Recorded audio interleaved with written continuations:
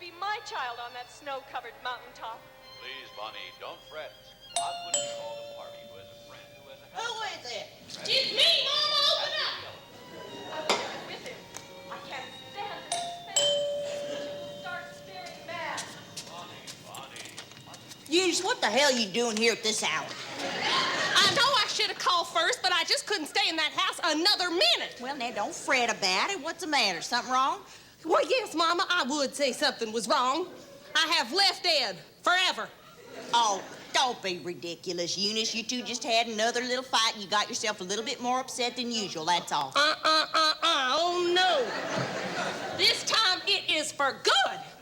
You see, what happened was Mary Beth Pickens called me a few weeks ago to tell me that she had seen Ed in a certain locality. Well, I didn't believe her. I thought she was just making it up because you know how spiteful Mary Beth Pickens can be.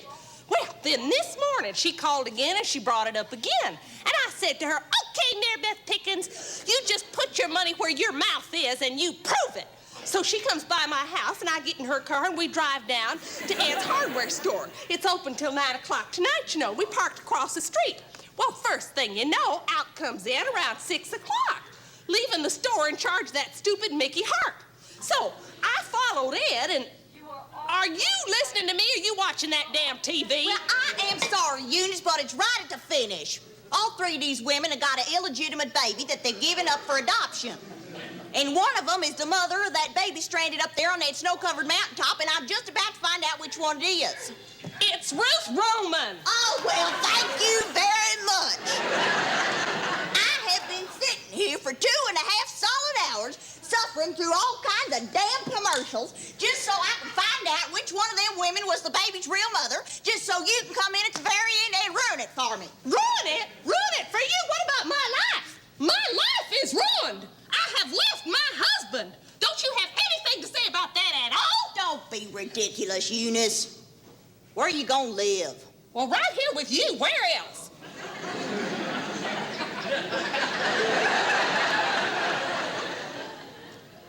Now, Eunice, there is no need to make a hasty or rash decision just like that. Let's sit down and talk about it. Come here, darling. Sit down, talk to Mama. Tell me what Ed could possibly have done that is so terrible. He went to a massage parlor. So I just left him a goodbye and farewell note and hightailed it over here in a taxi. Oh, that's it. I don't want to see him. I don't want to see him. I never want to see him. Just stand right there. Excuse me, ma'am. Oh, hi there. I just thought I'd mention to you about the fair, if you didn't mind. Oh, I'm sorry. I forgot all about you. Mama, I left my purse at home. Would you lend me $3 and some odd change? What do you think, I'm made of money? I don't even know if I've got any money around here. I happen to be on a very tight budget. Budget. That's her middle name, Budget. It's kind of catchy. Fine to think you got a little peace and quiet and somebody comes barging through the door screaming for money. Somebody? I am not somebody. I am your daughter. Oh, when am I ever going to make a dent in you? All right, just how much is it you want exactly? $3.75. $3.75 from her house over here? How did you two come, by way of Kentucky? No, ma'am, we come down 3rd Street there and turned on... Never mind. I think I got $3 worth of change here. 5, 10, 25. Eunice, if you do leave Ed, just what do you plan on doing for a living? You ain't only had but one job in your whole life over at Woolworth's weighing up peanuts. Well, I don't know. I figured I could think about that while I'm living here. Just give me a chance, will you? All I know is I have taken the first positive step forward in a new life. That's what my daddy used to say. Take one step at a time. I want your daddy's advice. I'll ask for it. Now, that's another thing, Eunice. I don't know if it's such a good idea, the two of us living here together. I mean, we're both very set in our ways, you know. What you mean is you don't want me here, isn't that it? You left off counting at 25 cents. You know that you are more than welcome to stay for a night or two. Well, no, thank you, ma'am. You can just forget it. Ma'am, I could be out picking up some other fares if you... Grab the money! That's all you get everywhere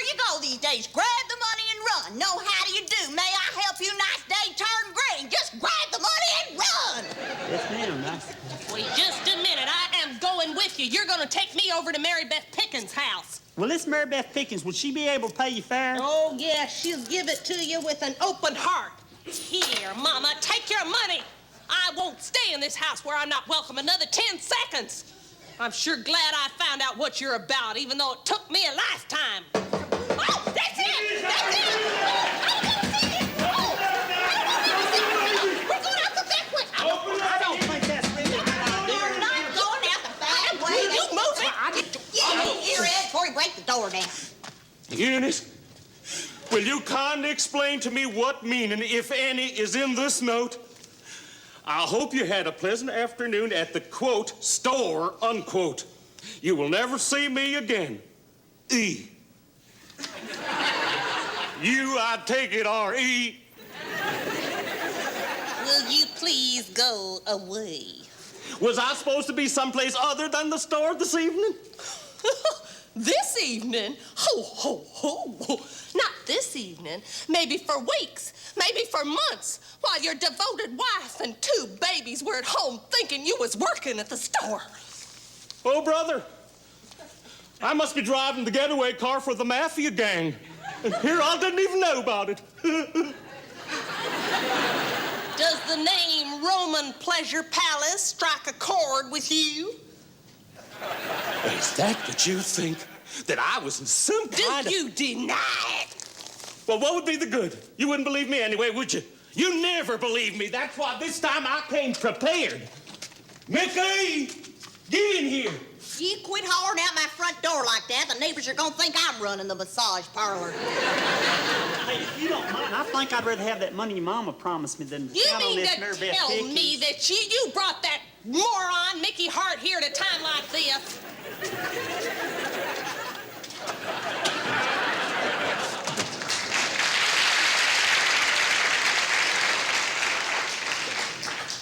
Oh, hi, Miss Higgins. Nice to see you again.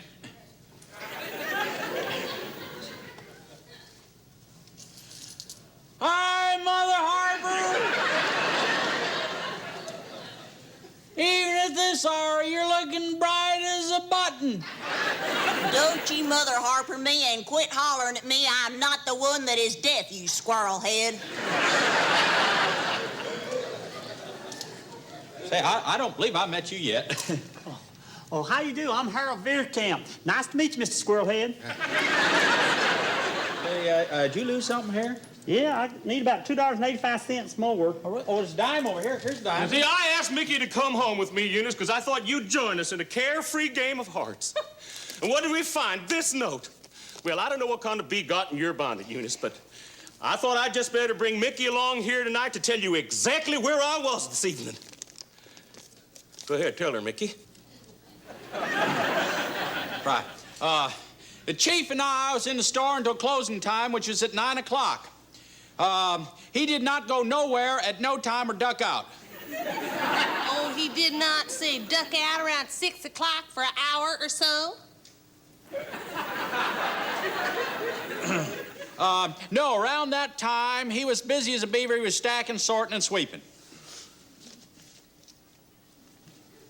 I saw him go into the massage parlor.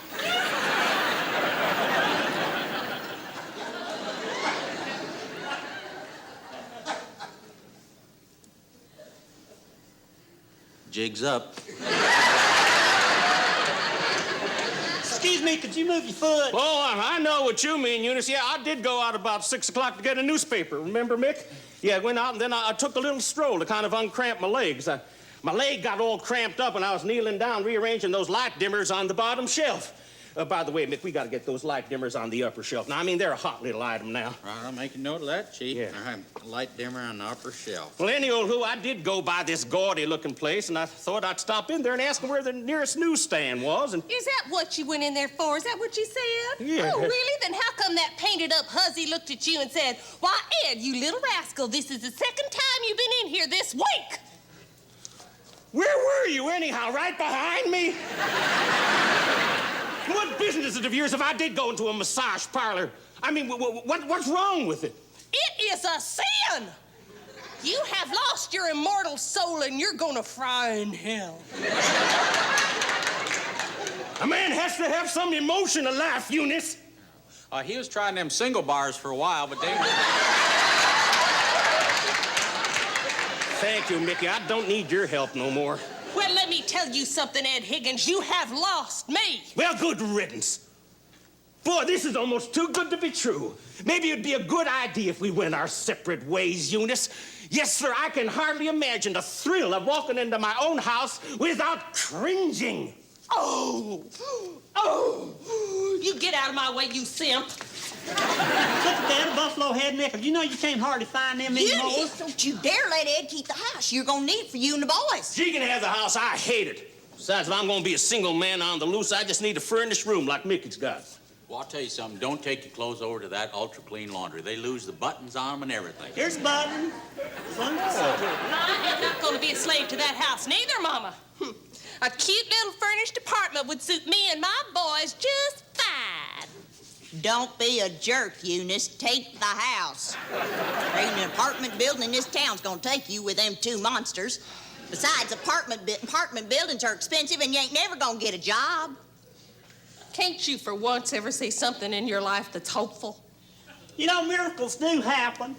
You know, I was cruising around southeast part of town the other night, and I was going to turn there at 6th Street, and I did turn at 6th Street, when I really should have turned at 8th Street, because I was on my way down there to the Donut Hut, you know, McGee and 9.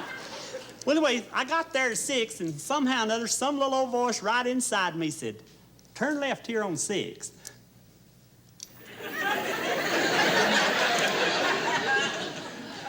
Eunice, trust me on this one. Don't listen to this jackass. I mean, miracles might happen to some of them shepherds over there in them foreign countries that ain't got nothing but time on their hands, but they do not occur in this neck of the woods. And if you're nuts enough to run out on your meal ticket, you get everything you can out of it. Don't you forget about child support and alimony, neither. Yeah, well, Eunice and the boys can have half of everything I make. Well, hell, that's nothing.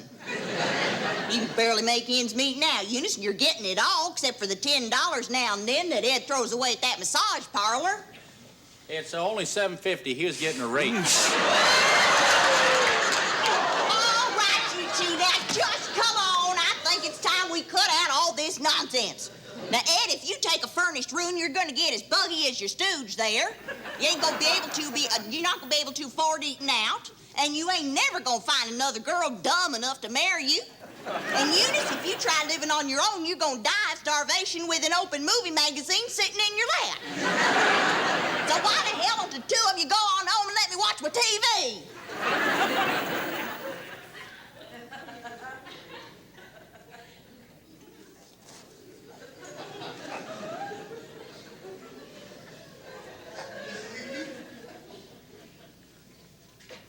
Well, I guess that little spat's over. Say, you two lovebirds want to be alone. I can get a taxi or something. Oh, don't be silly, Mickey. I'll be glad to drop you off home. And the man said he would take a taxi. Why should we go all the way across town and just drop him home? Man happens to be my friend. You don't turn your back on your friends. Well, you turn your back on your wife. Line, Mother Harbor!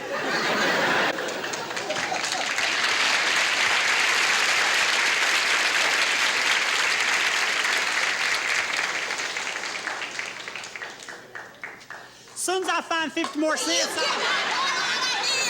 Yes,